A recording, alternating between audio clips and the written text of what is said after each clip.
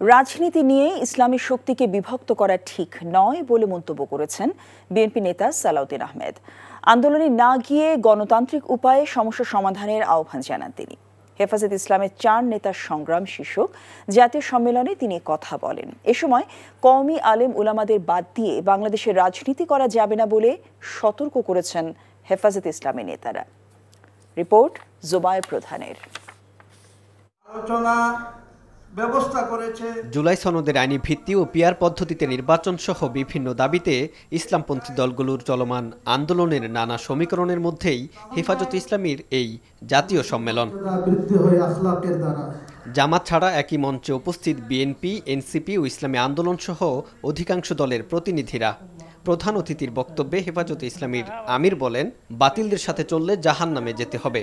কওমি আলেমদের বাদ দিয়ে বাংলাদেশে রাজনীতি করা যাবে না বলেও হুঁশিয়ার করেন হেফাজত নেতারা। আহলে সুন্নাত জামাত ইনার সঙ্গে আমাদের সম্পর্ক, ইনার তরিকায় আমরা থাকতে হবে।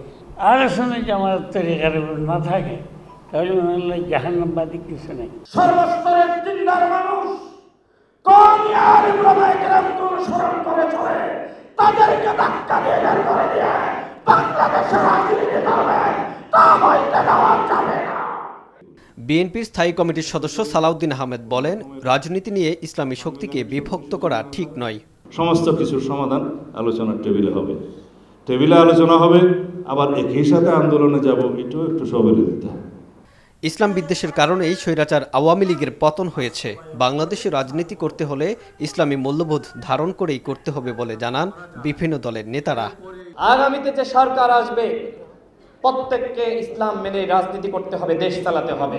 নামাজ পড়ার কারণে, দাড়ি রাখার কারণে, একটু ঢিলে ঢালা পাঞ্জাবি পোশাক পরার কারণে তাদেরকে যেন বাংলাদেশে আর ভবিষ্যতে কখনো অন্যায়, অত্যাচার, নির্যাতন, জুলুমের মুখে পড়তে না হয়, সেই শপথ নিয়েই বাংলাদেশে রাজনীতি করতে হবে। হেফাজতে ইসলামের এই জাতীয় সম্মেলন থেকে সকলকে ঐক্যবদ্ধ হয়ে নতুন বাংলাদেশ বিনির্মাণের প্রত্যাশা নেতাদের। জুবায়ের প্রধান, এনটিভি নিউজ, ঢাকা। বান্ডেল থাকলে প্রতি সেনমানিতে টাকা বাঁচবে। বিকাশ সেনমানি বান্ডেল কিনে জিতুন প্রতি লেন।